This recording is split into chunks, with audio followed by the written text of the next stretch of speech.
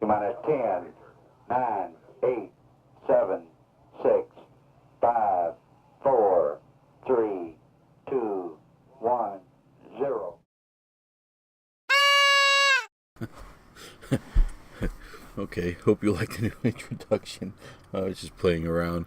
I just decided that it would be funny to have a countdown with a little kazoo in the end there.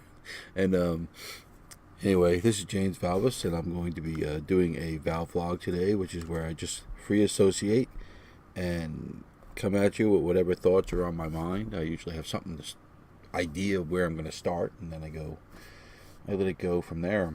And it's basically sometimes how I come up with my poems and my stories. I do this kind of stuff. It's just that I do it in my head. I don't say it out loud like I'm doing now. I don't share it.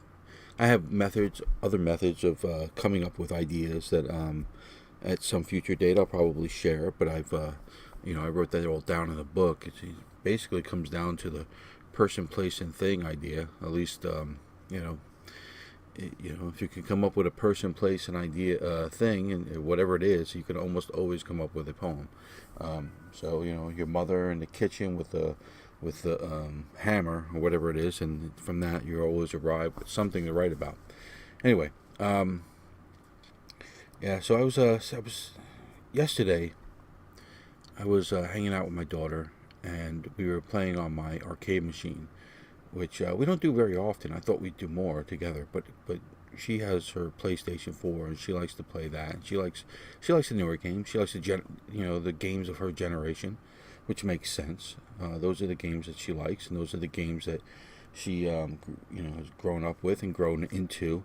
And I like the games of my youth, and so we're kind of at loggerheads there a little bit. And I thought I would teach her the old games, and she would love that. But not really. She just sees these games as like old. And why does this whole guy like these ridiculously old games?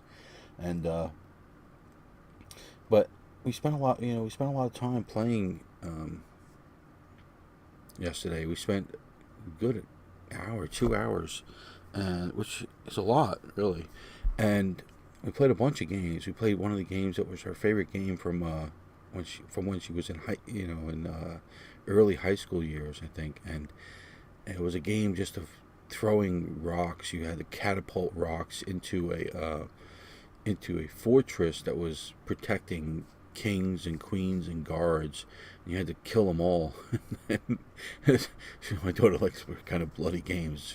A little disturbing sometimes, but she likes these bloody games, and these characters would all like they're cartoons, cartoon violence, and the beam would fall on the queen's head, and she'd die. We had fun playing that. We played that for quite a bit, and we also played some Jeopardy, which I was surprised you wanted to play.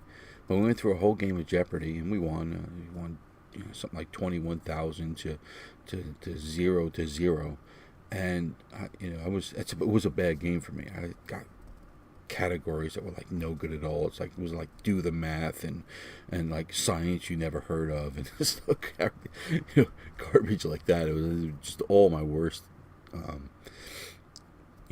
topics that you can imagine, and yet we still managed to win. And we also played a little bit of Joust. That was fun.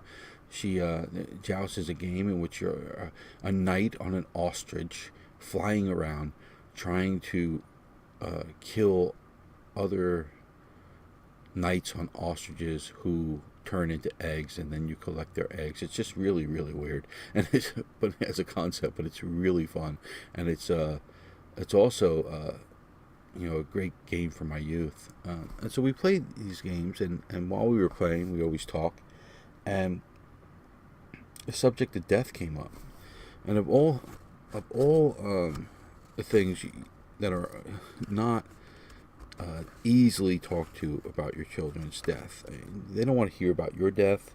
They don't want to think about their own much, and who can blame them? It's not a pleasant subject. It's not a thought that many of us want to contemplate too often, because it's just not fun. It's not there. It's coming. We know it's coming. Intellectually, we know it's coming. Emotionally, we think we'll live forever. But intellectually we know we're not going to. That there's going to come a day when there is going to be a last breath, and there's going to be no more after that. And then what? Then what? That's something I've struggled with my whole life. The end of me, the annihilation of this incarnation of in which I know nothing else but. And what does that mean? What does that mean going forward? It's not an easy thing to deal with. And she has her own take on it, though. She said that she just accepts death, and death is part of life, and it's going to happen, so no sense worrying about it, and that kind of thing. I wonder if that's a bit of denial on her part, that she's young and she's got her whole life ahead of her. She has more years in front of her than she has behind her. But maybe not. Maybe she's just one of those lucky people who looks at death and says to herself, I can handle this. It's not that big a deal to me. I'm not so attached to myself and my identity and my person that, leaving it is behind is not that big a deal. But for me, it's hard. And I don't just mean personally. I mean, it's also hard to deal with the idea of her death. You bring a child into the world. You bring them into the world, and you love them. And you think, oh, they're going to have, you're going to give them everything. They're going to have this great life, and they're going to go off and do great things in life. But in the back of your mind, you're also thinking, yeah, but I've also trapped this person I love so much. I've trapped them in the mortal coil, of which there's no escape but death. And that may not be an escape. That may be something, of either, annihilation, or it could be, if some of the religions are to be believed, worse than that. If they don't do the right things, if they don't live the right way, if they don't choose the right choices, and if they don't conform their ideas to the good and the true and the beautiful. And so you sit there and you listen and you think, you're bringing this person in out of love, and you're bringing this person into the world out of love, and they're not going to get out of it alive. That's a contradiction there. That's a challenge to the whole idea of what it means to be a loving parent. And it puts a special obligation on you. It really does. It puts a special burden on you as a parent that I don't think non-parents can understand. You have this obligation to a person that you don't have with anyone else. With anyone else, you could never have an obligation to a wife, or to a brother, or to a fellow soldier, or to anyone. They could save your life 100 times, and you would not feel the obligation to that person that you feel for this person, whose entire sum of suffering in the universe is because of you. Everything they suffer, everything that they must endure, every kind of burden that they must take up, every bad day that they have, every disease they ever catch, and ultimately the ultimate failing, which is death. It's on you. It's one of the reasons why some of the people who rage against God, they rage against God about the awfulness of God and the awfulness of suffering, the problem of suffering. It's the biggest and most legitimate complaint and challenge to belief in God is the problem of suffering. It comes with the idea that, if God loved us, why would he not make us a world where we didn't suffer? Not only that we didn't suffer, but that we didn't die. Why is it on us somehow to alleviate all suffering, and also to die, or to even overcome death through the machinations of faith? But if you turn that around and you say, well, do you hate your parents? Because you would have to, right? Because they're while God is an indirect reason that you exist and will suffer all kinds of horrors and problems and ultimately death. If God is the indirect, if He started the ball rolling, and it's and you rage against Him over suffering, then how much more anger should you feel over your parents? Because they did that just to get busy one night. They did that, possibly, without even any kind of, great love for you or any interest in you, whatever.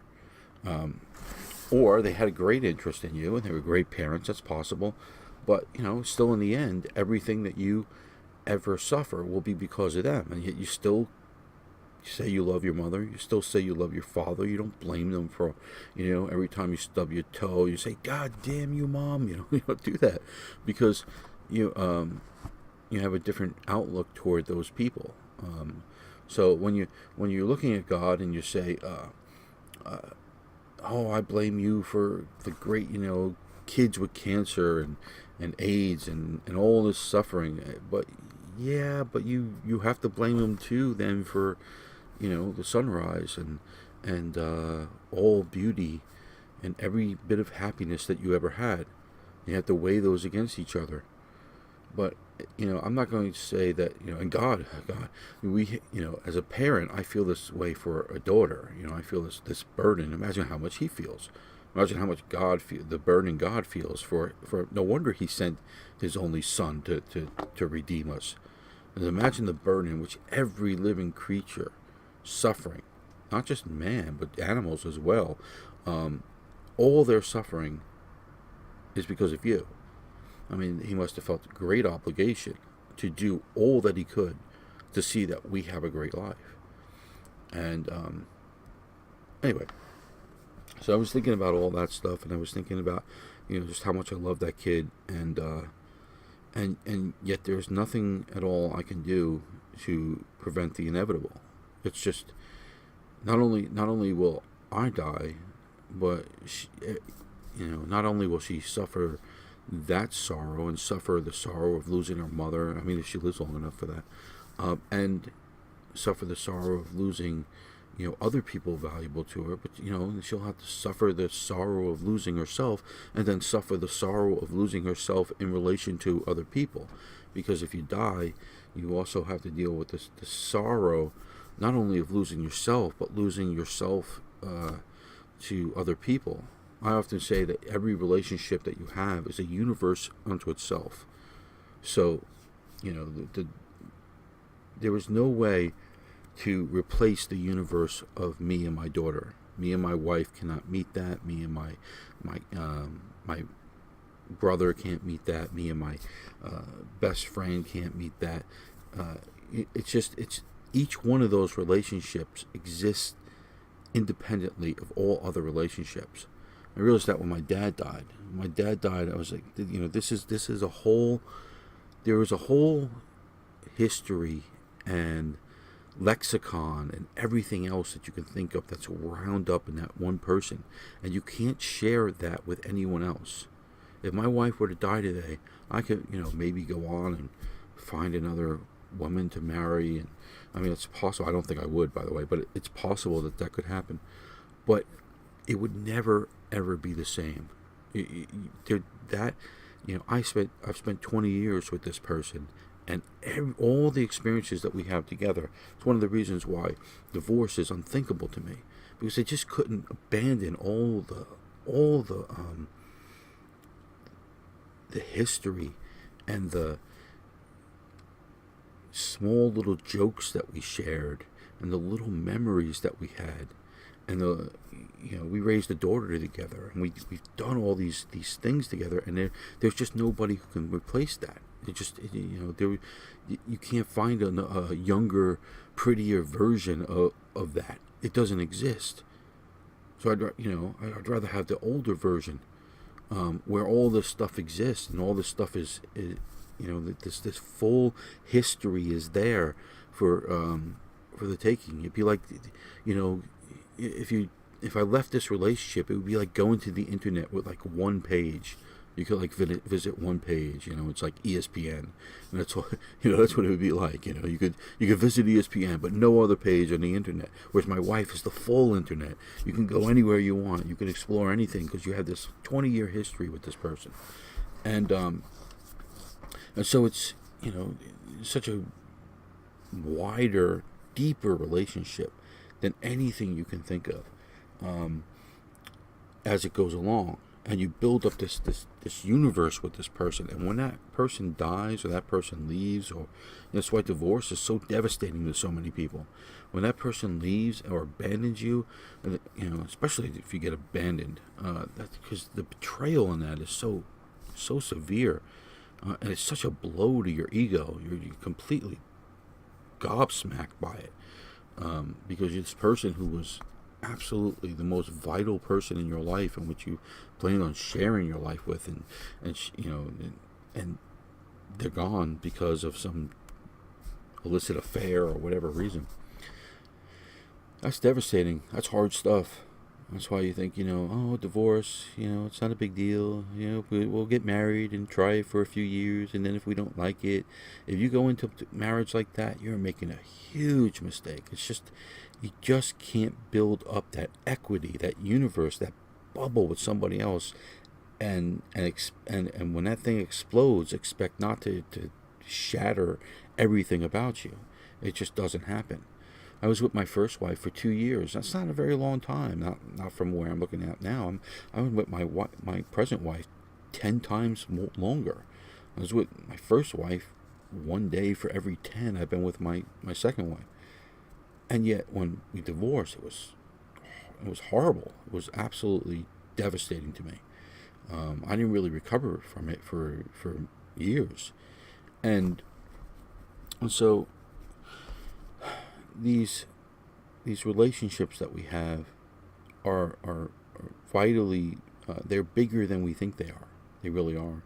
And when we think about death and we think about losing somebody that you've been with a long time, I don't know, maybe when you get to 70 or 80 or 90 or 1,000, I don't know, you can look at it philosophically and say, well, we had a long life together, and Bob was a good guy, and he really worked hard, and I don't know, I can't see that with me and my wife. I can't see losing her and being philosophical about it. I think I would just be broken.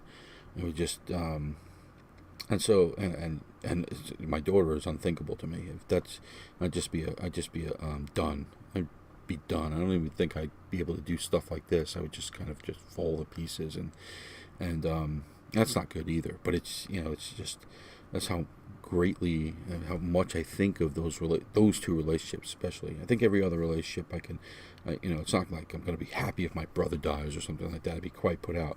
But if he died, I could suffer through. But those two, man, they both seem to be much more emotionally capable of dealing with separation than I am. So it's probably best I go first. Anyway, that's one thing that's been on my mind since we had that talk. We had such a great time playing the games, though.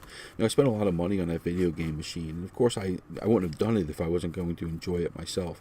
And I've played it every day that I've been home since I got it. I got it about 9 months ago, and over that time, I went to Disney World, and then I went to Sophie's college initiation orientation thing, and so I was away from home for a couple of days in there. I was away from home for like 5 or 6 days for Disney, and I was away from home for 1 or 2 days while we were at orientation. So those days I didn't play my machine, but every other day every other day for that 9 months, I played at least a game, and probably more than that. I mean, each day, probably 2 or 3 games at least every day. And so it's something I really enjoy, and it's something I wanted. But one of the reasons I really wanted to get it is because I wanted to play it with her. I wanted to, it doesn't just have games from my era. It also has games from, when she was a kid, and play those games with her. you know, up till about, I think, 2005, it starts to, stop being. It's, these games are emulation. There's some questionable legality to them. I wouldn't say that they're illegal, but they're certainly pressing the bounds of that, because these are somebody's intellectual property. Now, a lot of times they're intellectual property that's not being protected. If you wrote a Commodore game in 1983, and you put it out there, and you made your money from it, and then the pirates got it, and they started sending it around to everybody, and then the piracy back then was just incredible. They have the pirates, they have nothing on the pirates of 1985, because by that time I was getting like stacks from my cousin. I was getting stacks of discs of just like all the new games. It was crazy.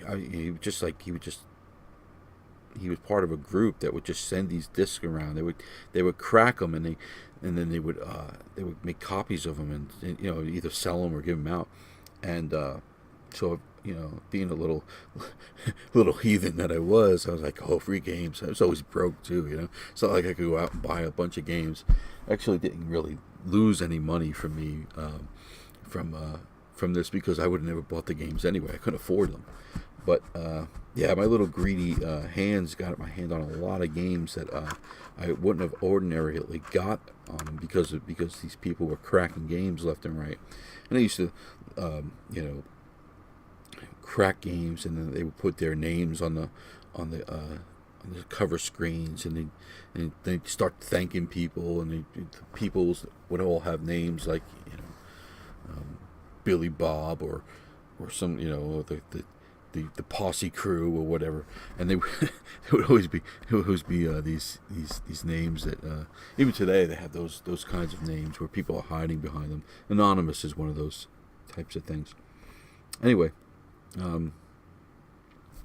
so yeah, so it was really fun to play those games with her, and it was really it's fun to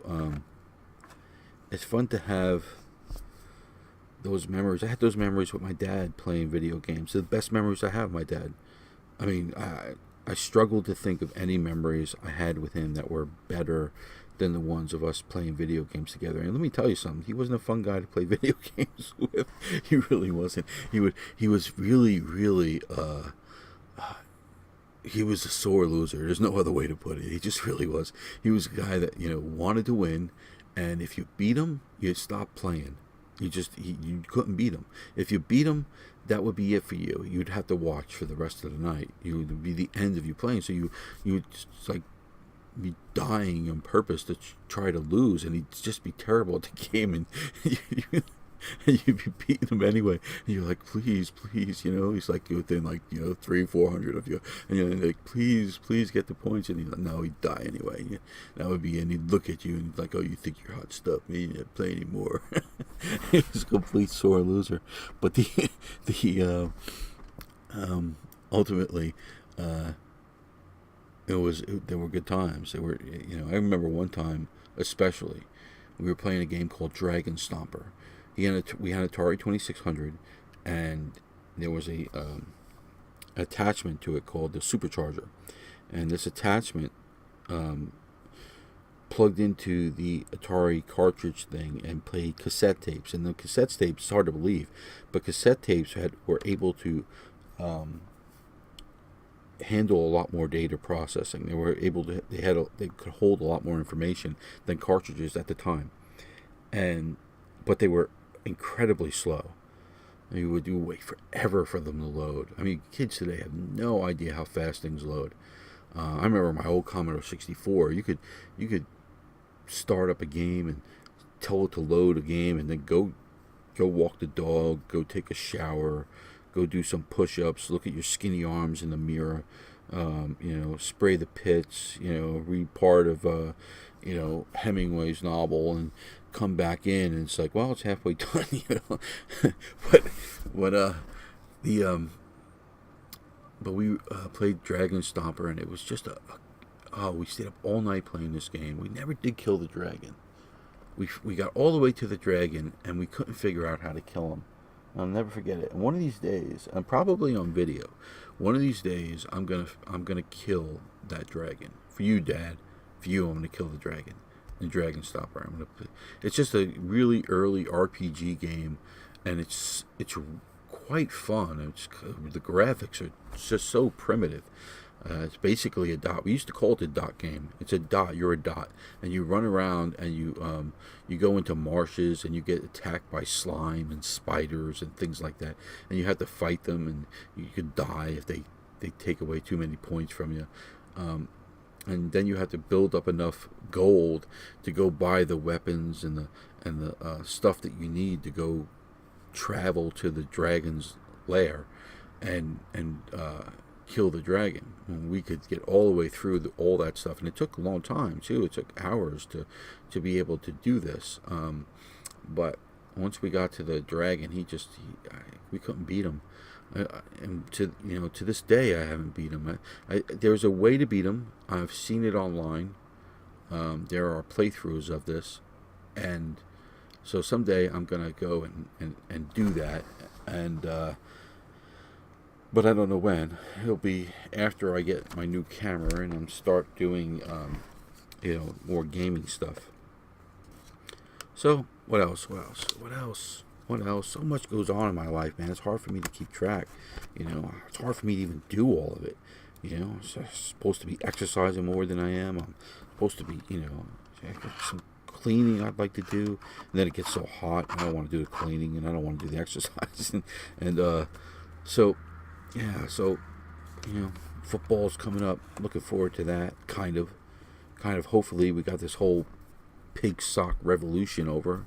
Nobody would be kneeling for the flag anymore. I'm hoping that's the case. I don't like to, go to an entertainment that makes you feel bad. Is not entertaining at all, and it makes me feel bad. It makes me feel bad to go and experience a game where people are actively dissing. Not so much the flag, because I'm one of those people. I don't think they really mean to disrespect the flag. I don't think that they mean to disrespect the country at all, and not at least in that way. I think that they mean to disrespect our law enforcement. I think they absolutely mean that. That's what they claim to mean. The problem with that is, who the frick are you to to say all this horrible stuff about law enforcement? Are there bad people in law enforcement, or have some people done bad things in law enforcement? Yes, absolutely. We know that. We know that's a fact. It goes without saying there are bad things that have been done in law enforcement. Now you try to do the job. That is an incredibly difficult job to do.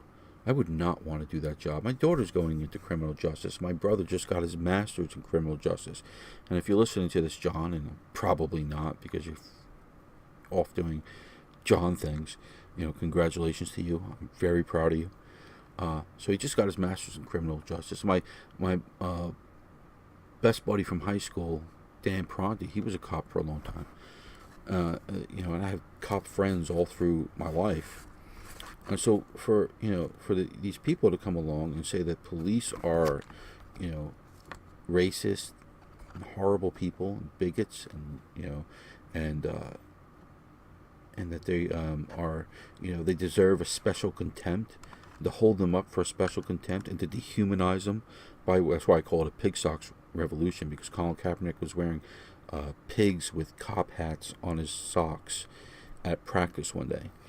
And when you dehumanize anybody, and I always say, imagine if somebody, some guy, Tom Brady or something, went to practice with chicken and watermelon socks, and he said he was protesting the inhumane treatment of white people by black thugs. Now, we all know that some black people do horrible things to some white people. They kill them, they rape them, they murder them. That happens occasionally. But we don't think that black people as a whole are responsible for that. We don't hold them up for special contempt. Do you think Tom Brady would ever take another snap in the NFL if he wore chicken and watermelon socks to practice? Of course he wouldn't. He'd be completely everything he ever did. Guys won 5 Super Bowls, or he's won 4 Super Bowls, and the Seahawks lost one and gave them to it. But then it's bitterness. I'm almost over it. I'll be over it in about 40 years. But we would never ever accept that from anybody for treating blacks in that way. So why are we treating that kind of behavior toward police officers that way? We're talking about people who protect us, people who put their lives on the line for us. We don't talk about how we talk about 9/11. Oh, the horror of 9/11. We forget that 300 police officers lost their lives that day. They didn't have to be there. They ran into the building that people were running out of, and then it collapsed on them. Or, they were running toward it and bricks fell on them. Or they just died of smoke inhalation or whatever it was. And 300 cops. You know how many black people it's going to take to kill, for cops to kill 300. You know how long it would take for 300 black people to be killed by cops, unarmed black people? It would take several decades. But we don't, and we don't talk about all the times that police officers get shot by thugs. Those lives don't seem to matter at all. We don't talk about them. Imagine if police officers went around holding other people at fault for that. I mean, it would be horrible. But they have a tough job. They have an extremely tough job, and a lot of us don't realize it. They don't. We go through our lives and we come across a situation here or there in our lives that it's extreme. Doesn't matter. Doesn't matter what that moment is. Some guy, some crazy guy comes at you with a knife, and and you get stabbed once in the arm, and you manage to disarm him and then run away. That's one situation like that in your life, and you'll talk about that situation your whole life. But for a police officer, it's a daily thing. I wouldn't say it's daily, but it happens a lot. They put themselves in situations that are almost always extreme. When you get a call to go to an apartment because there's a domestic violence situation going on, you don't know what you're going to deal with. You deal with somebody who's going to freaking shoot, blow, just put a bullet in your head, put a bullet in your partner's head. Those are just extreme situations. Those are people at the edges of themselves. And you're constantly in that situation. You pull somebody over on the road, and that person is, he has, a kilo of cocaine in his car, and he's just delivering it from one place to another, and he's scared, and he's 17 or 18 years old, and he happens to have a gun on him, and he's just hair trigger scared, and you only bring him over, you pull him over because he's got a busted tail light, and he panics, and he pulls out a gun and he shoots you. They deal with this all the time, every day. Every situation, every interaction that a police officer has with the public can turn deadly. They understand that. They know that.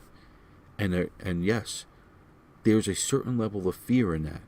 But is it a racial fear? Maybe sometimes. It's hard to say. It is hard to say. It's hard to quantify that. We know that, per population, that certain groups are more likely to commit crimes. It's just reality. There's a reason why Jesse Jackson said when he sees a gang of young black men coming toward him, he crosses the street. Is Jesse Jackson racist against young black men? I mean, according to today's definition, he would be.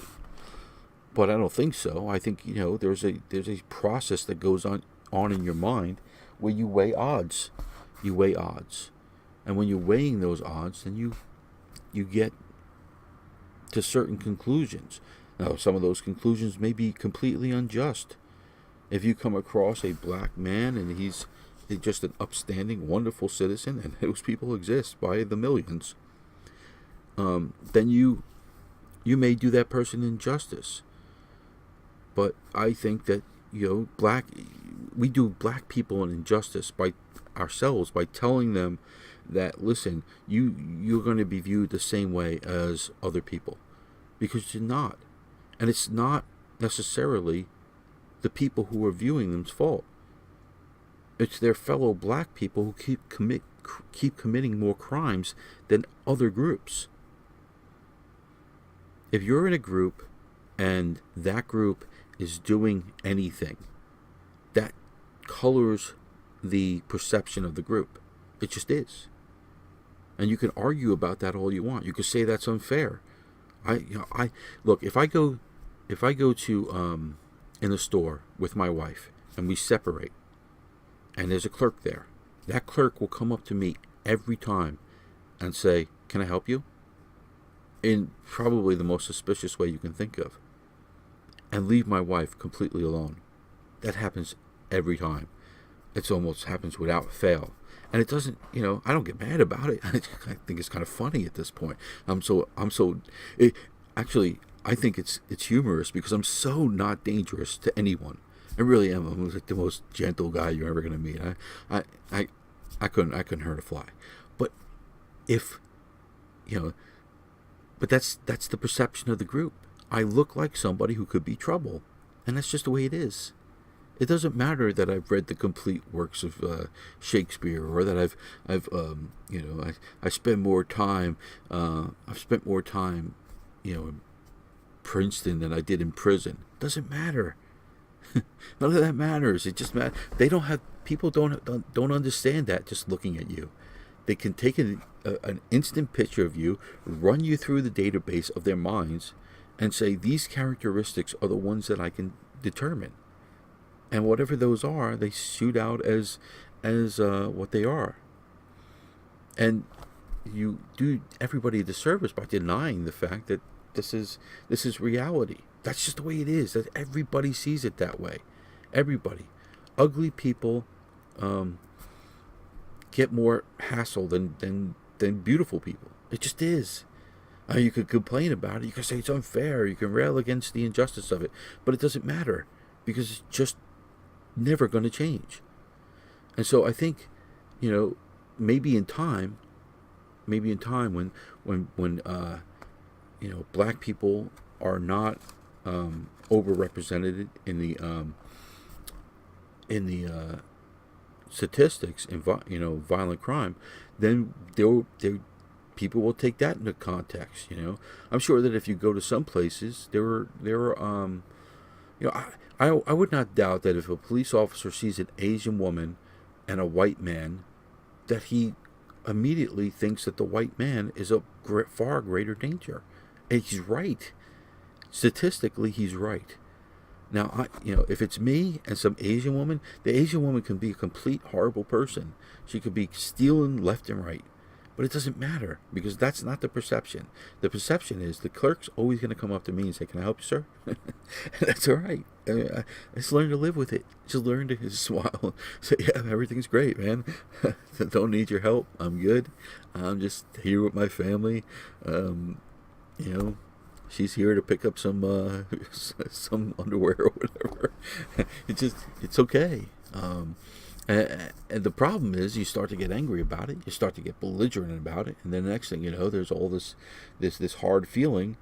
And so to bring it back to the police, they have, since they're always in these extreme situations, and since they have to do these mental calculations, as best they can.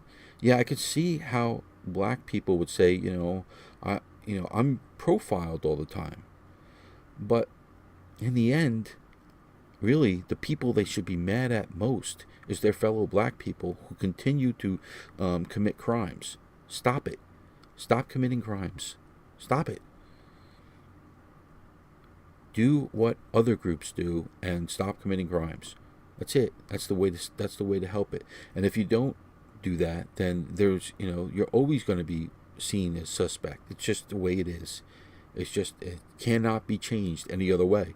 That's the only way it can be changed. You can browbeat and bully the police departments. And, it's not even like these are all white people who feel this way. Black cops feel the same way. A black cop wants to get home to his wife and kids just as much as a white cop does. And he knows where the threat is most likely to come from. That's why a lot of the times when you have these shootings, it's not white cops doing it. It's black cops. They're just doing it because they want to stay alive. They want to see their families. They don't want to die. They don't want to, their kids to grow up, orphans. And so your job as a citizen is to make the police as comfortable as they can possibly be. And we don't talk about that. We don't ever say that to them. We don't ever say that to young black people. We say, "Oh, you have every right to be angry and to be nasty and to be mean and to be outraged by this." And then they do that, and it escalates a dangerous situation. You don't have any right to be outraged. Don't be outraged. Be polite. Be as polite as possible. Be as deferential as possible. If you have to be, get on your knees and lick the officer's shoes. Whatever you got to do, stay alive. Because if you're dead, you can be as right as you want to be, but you're still dead. Don't do it. Don't do it. That's my advice to you. Don't. It's not worth it. It is not worth it. It doesn't matter. That's why a lot of black guys, even conservative black guys, get mad about Trayvon. And I've always said the same thing about Trayvon. Trayvon had every opportunity to walk away, and he didn't. And you can argue all you want whether Zimmerman was a bad guy. May have been. It's hard to know. I wasn't there. But he may have been a bad guy. But Trayvon was stupid. He should have left. He had every opportunity to leave. He was already gone. There was not, he wasn't being followed. But he turned back and he went back to confront Zimmerman. And when he did that, he ended up dead. And you could say all you want that Trayvon was right he was right. He should not have been profiled. He should not have been challenged in this way. He wasn't doing anything wrong. There's nothing wrong with being black and wearing a hoodie. You can do all that talking, and it doesn't change the fact that Trayvon's dead and that Trayvon's mother doesn't have a kid anymore. Walk away. Just leave. Fight another day. Fight it by winning. Fight it by living a good life. Fight it by having a terrific, successful life. Go become a doctor, a lawyer. Go become a businessman. Whatever you got to do to succeed. Go do that. Go be Herman Cain. Or go be, Jackie Robinson or whatever other person you're, Miles Davis. Whatever it means to you to be a success. Go be that. And forget about that guy. Zimmerman, forget about him. Doesn't matter. It doesn't matter. It doesn't matter if that cop likes you. Say, yes, sir. No, officer. Absolutely not. Yes, officer. Whatever you say. Here's my hands, officer. Here they are. You want to arrest me, officer? Okay. As you wish, officer. Whatever you say, officer. And just make it to tomorrow. And so I'm hoping that whole garbage is behind us, because in the end, it did nothing. It did nothing to solve a problem. All it did was get cops killed when they were shot and gunned down and assassinated in Texas, including a black cop with very young children. And it just raised tensions and made people feel bad and divided us further. So this football season, I'm really hoping that's all behind us, and that we find a way to just let football be football again. Just let it be somebody. It's one of the things where we come together. There's black people, there's white people on the team, and we, because it's such a merit-based thing. And I've talked about, why merit-based diversity is such a great thing, because it is merit-based. Because you can't be quarterback and be terrible. It shows very quickly. It doesn't matter if you do it well or how you do it well. I mean, Tom Brady and Russell Wilson are two totally different quarterbacks, but they both play the position really well. They're not only different in their race, but they're different in how they play the game. And I just think, wow, Let's go back to that. That's the kind of thing that really makes people come together. This other stuff, this just divides people. It just makes people feel bad. It just causes division. It's just rancor. And I think Colin Kaepernick is just a horrible guy for doing it. Let me put it this way: he's one of two things. He's really a nasty individual who just doesn't care about anything except promoting himself and making himself out to try to be some kind of Muhammad Ali figure or Rosa Parks figure, regardless of the damage that he's doing. Or he's dumb. He's just stupid. And I have a hard time believing it's the second one, because he has some of the highest Wonderlic scores that ever come out of college. I think his Wonderlic scores were like second highest in the NFL at one point. And there was a guy who came out of Harvard. He had a higher Wonderlic, but he's not book dumb, that's for sure. Anyway, so here we are, and boy, I'm already deeply into this. 45 minutes. Wow. Sometimes I talk too much. My wife, we put me in the car with my wife, and she didn't have to say a word. I just wind me up and go. Anyway, I put out this poem recently, reaction to post-racial America. And it got, shall we say, mixed reviews or no reviews. It's like it got avoided by everybody. And then it got like 2 downvotes. I usually only get 1 downvote. It's like the same person comes and downvotes every video I get. But this one got an additional one. Somebody came in and said, "Oh, you're probably this guy. I'm not going to say anything to him, but he's a complete Nazi or whatever." And it's just race is the third rail, man. It really is. You touch it and you're really putting your life on the line, because there's so much emotion built into it. There really is, and you can see why. You can see why black people are so sensitive all the time. I mean, come on, when I read the autobiography of Frederick Douglass. And I listened to the kind of abuse that he just casually reports, where people were tied up and to where they couldn't even stand. They were standing on their tippy toes, and they were ripped. They were whipped to the point where they were bloody, and then thrown in a closet. That kind of garbage. I mean, how can you do that to a person, man? How do you live with yourself? How do you call yourself a Christian and do that to a human being? I don't know. It's bizarre. We've come a long way, and to some degree we're products of our time. But even just intellectually, I don't know how you get to the idea where, you're calling yourself a Christian, and you have to dehumanize them to some degree. You have to dehumanize people in order to treat them that badly. You have to say that this person is not a human being. They're just an animal. But I couldn't even treat an animal that way. So I just don't get it, man. It's bizarre. It's hard to believe that we the inhumanity of man to his fellow man is just bizarre to me.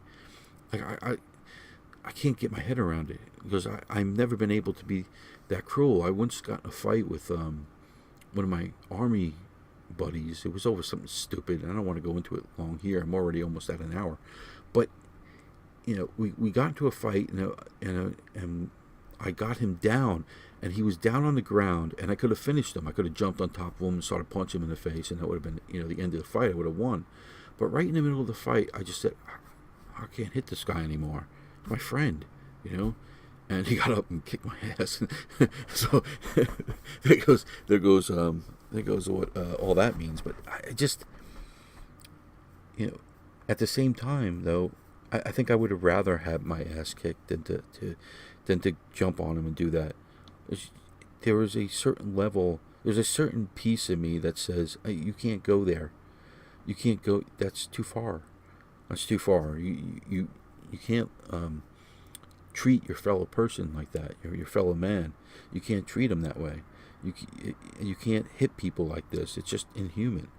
And it's been many years since I've put my hands on another human being. I hope to God that I never have to do it again in my life. I don't want to ever hit anybody. Sometimes I think I'm a little too verbally violent for even in a debate or something like that. I just don't want to be violent to anyone ever again. I mean, if I had to be, I guess I would be. I mean, you could attack my wife or something. What am I going to do? I got to defend her. But I don't ever want to be in that situation again. I don't ever want to commit violence against a person ever. That precludes a whole lot of situations for me, because that's why I don't go to bars or something like that. Any kind of situation like that that might put me in a position where I have to be violent with another person. I just try to avoid it. I just don't want any part of it. And so, the poem went over like, wet rocks or whatever. It just didn't go over well at all. And I just think that's unfortunate, because I think that we need to be able to talk about race, especially as artists. We need to be able to talk about these things, not in a preachy way, but in a artistic way. We need to say that we need to at least identify the problems. We need to be able to do that at least. We need to be able to say, listen, this is a perspective within the problem. If you can't do that, then you can't get anywhere. Or wherever you get will always be like extremely one-sided. That's not good either. You need to, where is all the sides, and listen to all the sides and all the stories and all the perspectives. And from that, you can get an understanding. You can come to a place of greater appreciation for each other, I believe anyway. So I'm also going to do a opinion about Yoko Ono. That's still in the works.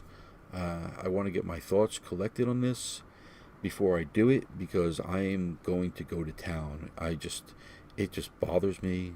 If you're still here, if you're still listening to me almost an hour in, believe me, when I put this rant together, it is going to be a barn burner.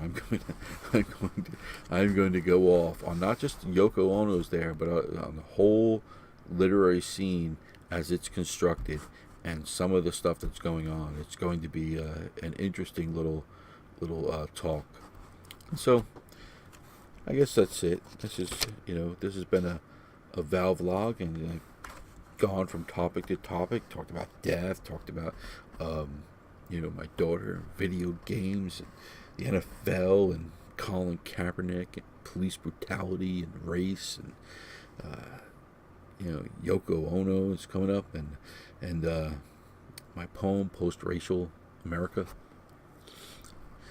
And I really do appreciate those who are spending time. As I get older, I really appreciate anybody who spends time listening or reading or enjoying my work, or just even talking to me in any way.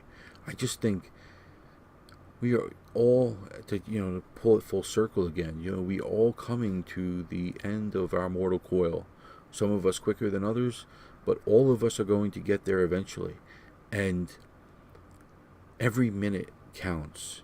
And if you spend a minute on anybody like me, if you spend a minute on me, or you spend an hour on me, or you spend 20 minutes on me, or you spend repeated time listening to me, or paying attention to my work or my poetry, then that is a great gift to me. Because there is literally no asset that you have in the world that is more important than your time. You may think that, money is so important, or, whatever it is that you value is, my jewelry or whatever. Trust me, people on their deathbeds would give up just about everything that they've got. Maybe not the people they love, but just about everything else to have another year, or to have another 2 years, or to have even another 10 minutes sometimes. And so for you to spend an hour with me, I'm deeply, deeply grateful for it. It's just an incredible gift to me, and I hope God blesses you for it. I can't promise that He will, But I'm absolutely, completely, dumbfoundedly thankful and grateful for it. And I hope that that you'll be able to spend more time with me and more time on my work and my stuff. And I hope that you'll like, comment, share, and subscribe this talk and the other things that I do, and you hit that little bell so that you'll get more of my work. And as always, especially, God bless you.